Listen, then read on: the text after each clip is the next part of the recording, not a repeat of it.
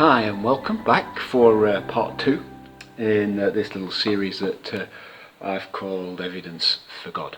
Last time we looked at the evidence of stuff, the material universe, the fact that the universe exists at all, the fact that not just that it exists, that atoms and energy exist, but that they exist with this remarkable ability to form structure, to carry information.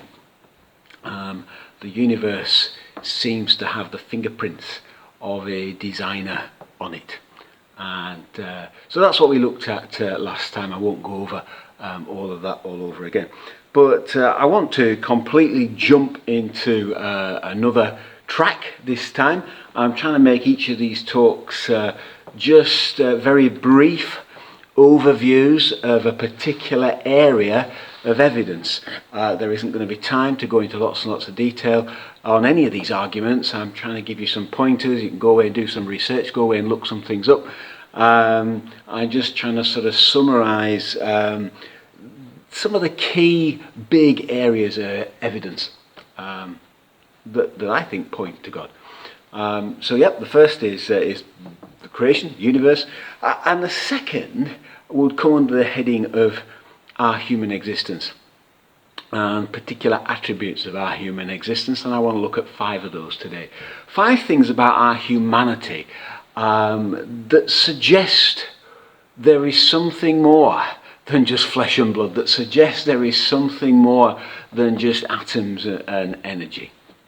And the first is our human spirituality, the fact that wherever you find humans all over the world, unless they've been coached in atheism, there tends to be a natural tendency to believe in some sort of higher power, of God, of a higher being. Now, I know some people would put that down to just simplicity or old-fashioned ideas, but nevertheless, it seems strange to me if we are just the product of random evolution, if we are just the product of matter and energy like billiard balls colliding with each other over a vast distance of time. How is it that such creatures, if we are just that, came to acquire spirituality, came to acquire this idea of God? The famous philosopher René Descartes looked at this a little bit. Now, I don't necessarily go with all of his arguments, but he certainly wasn't an intellectual sloth. The fact that we do our graphing today on Cartesian coordinates, which were invented by the guy, suggests that a friend of Newton suggests that he was, or perhaps a rival of Newton we should say, but suggests that he was a smart chap. And one of his arguments was that we have this idea of God that is innate within us. It is evidence for God because it's there, because God put it there. Well, you can go and have a look at Descartes. Like I say, I wouldn't use all of his arguments as any sort of watertight case for God.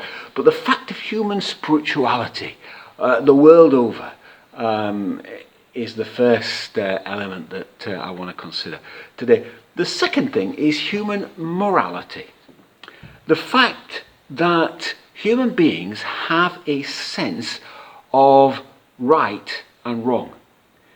And again, that this is true the world over. Those standards, I accept, might differ in different ways from culture to culture, what's appropriate, what's right, what's wrong, but nevertheless there is a standard.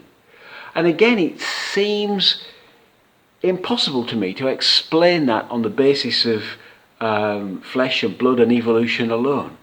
How is it that we come to have within us this deep sense of right and wrong?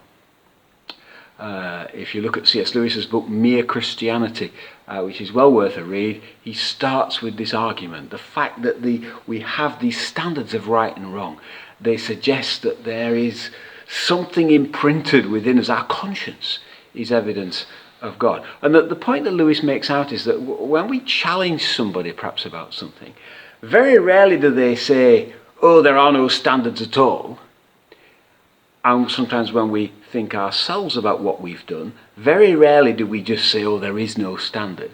What we tend to do is sort of justify ourselves that our behaviour does fit some sort of moral standard. I remember once talking to a car thief who admitted to me that he regularly stole cars, but he said to me that was fine because he never broke into houses. And it struck me that this man, rough and ready as he was not prepared to abandon moral standards. He just had his own. And he was not prepared to say, oh, there is no morality, there are no standards. He was still arguing that, in a sense, he was keeping to a particular standard. I find that fascinating, that within us there is this innate sense, twisted perhaps in some cases, but there is this innate sense of right and wrong, of conscience. Where did that come from? I think that points to God. So human spirituality, human morality. The third strand I want to look at is human rationality. The fact that human beings have a mind and a reason which is capable of comprehending and computing the universe itself is, in a sense, even more amazing and incredible and difficult to explain than the existence of the universe itself. The fact that within the universe there should be a creature that has a brain, that is capable of doing the mathematics by which the universe works, is by no means obvious or explicable. There's a very famous physicist called Paul Davies. I don't know if he's still around. He was writing a lot in the 80s and the 90s. And he wrote a famous book called The Mind of God. And this guy wouldn't claim to be a Christian, wouldn't claim to share a Christian faith. But he ends his book on exactly this note. And he says this. He says, the central theme that I've explored in this book is that through science, we human beings are able to grasp at least some of nature's secrets. We've cracked part of the cosmic code. Why should this be? Just why should Homo sapiens carry the spark of rationality that provides the key to the universe? It's a deep enigma. And yet the linkage cannot be denied. What does it mean? What is man that we might be party to such privilege? I cannot believe that our existence in this universe is a mere quirk of fate, or accident of history, or incidental blip in the great cosmic drama. Our involvement is too intimate. We are truly meant to be here. And he ends there, but I would say, if we're meant to be here, then who meant it? Who meant it? Our rationality, our mind, our ability to do mathematics and physics and to comprehend the universe points, I think. And there's a top physicist, who doesn't share my Christian faith, who concedes, not just concedes, but who makes that very point. The fourth strand to our existence that I think points very strongly towards God is our indignance about suffering. You might argue, and it's a very strong argument, that suffering in this world is one of the greatest cases against there being a God. Why should God allow suffering? Why would he create a universe, a world in which suffering is possible? I have to admit that the extent and depth and breadth of suffering in our world troubles me deeply. It is a sharp point that constantly prods into faith. I cannot deny that. I think there are some answers, and this isn't the place to explore all of those. We can perhaps do that another time. But I do admit suffering is a tough cookie when it comes to faith in God. But there's a reverse side to the coin that I think is significant, and that's this.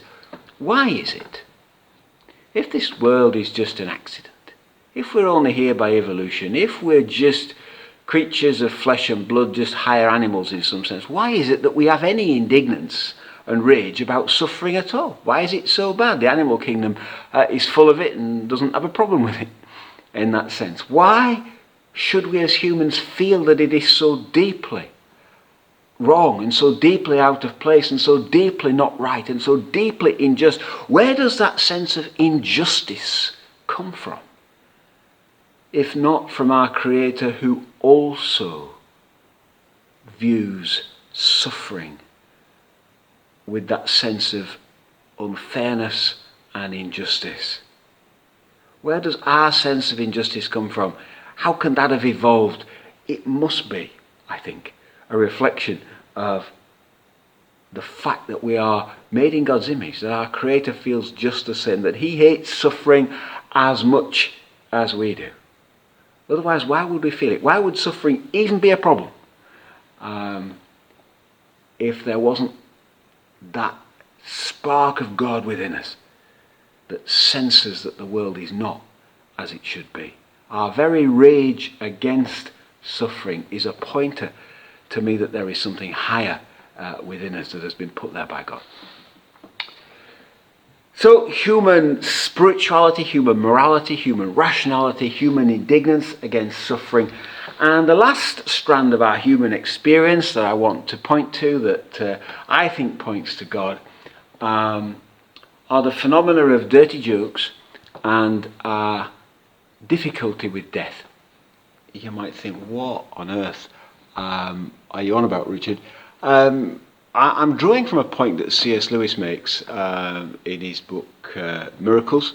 If you've not read Lewis, if you've got questions and you're thinking about the existence of God and all of that, I cannot point you to a better source than C.S. Lewis. His intellect is massive. His background reading, he was a professor of literature, his background reading is immense, and his ability to put things in very useful ways is hard to underestimate. I will point you to Lewis, to any of Lewis's work. And let me read to you what he says, because it's easier perhaps to just quote him on this point, and then I'll expand a little bit. So this is from Miracles. He says, amongst the whole of Christian theology, almost the whole of Christian theology could perhaps be deduced from the two facts: A, that men make coarse jokes, and B, that they feel the dead to be uncanny. The coarse joke proclaims that we have here an animal which finds its own animality either objectionable or funny. Unless there has been a quarrel between the spirit and the organism, I do not see how this could be. It's the very mark of the two not being at home together. The fact that we have bodies is the oldest joke there is. I do not perceive that dogs see anything funny about being dogs, and I suspect that angels see nothing funny about being angels. Our feeling about the dead is equally odd. And he goes on, and I won't quote it all, but his point is this: the fact that we make jokes about, that we have toilet humour, the fact that we make jokes about sex, the fact that we make jokes about death, and that we also find a dead body uncanny, that we find death difficult to deal with, that Lewis suggests that all those things reveal a disconnect between our spiritual nature, our true self, our true being, and our earthly nature, our bodies. And so we find some of this stuff either funny or objectionable, as he says. And his point is that why would that be if we were just animal, if we were just flesh and blood? The animal kingdom, there's nothing funny or unusual or embarrassing about going to the toilet or sex or even death. They're all quite normal. Yet why is it that we, as humans, have humour around those things? And why is it that we find death so difficult a thing?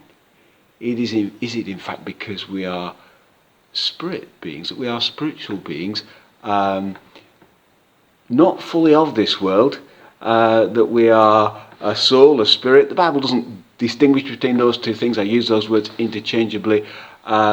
That we are a soul, a spirit with a body, and that there's been some disconnect between those two, and that therefore we find those things a little difficult sometimes to deal with. He's not making a moral point about coarse joking. He's making a philosophical point that stuff reveals that there is more to us than just flesh and blood. And you can take a look at that argument in Lewis's work. Our spirituality, our morality, our rationality, our indignance against suffering, and our joking about death, about sex, about toilet humour, those earthly things, all point to the fact that there is more to us than meets the eye, that we are spirit, we are soul, as well as just flesh and blood. And that spirit, that soul has been put there, that it's there because we are made in the image of God. Don't misunderstand me. I have no problem with the evolution of the human body from animal ancestors. In fact, the molecular biology, the molecular DNA evidence for that is compelling. I strongly recommend Dennis Alexander's book, Cambridge Professor, Creation or Evolution, Do We Have to Choose? Excellent book. I think the molecular evidence is compelling. However, I do not see how biological evolution on its own, how atoms and molecules on their own can produce those spiritual, rational, moral aspects of our being. Those aspects that set us apart from the animal kingdom, that make us different. Humour is one of them.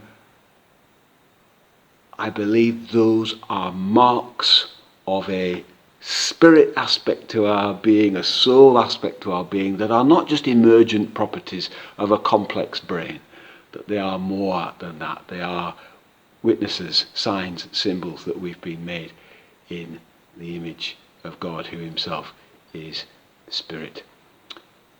See you next time.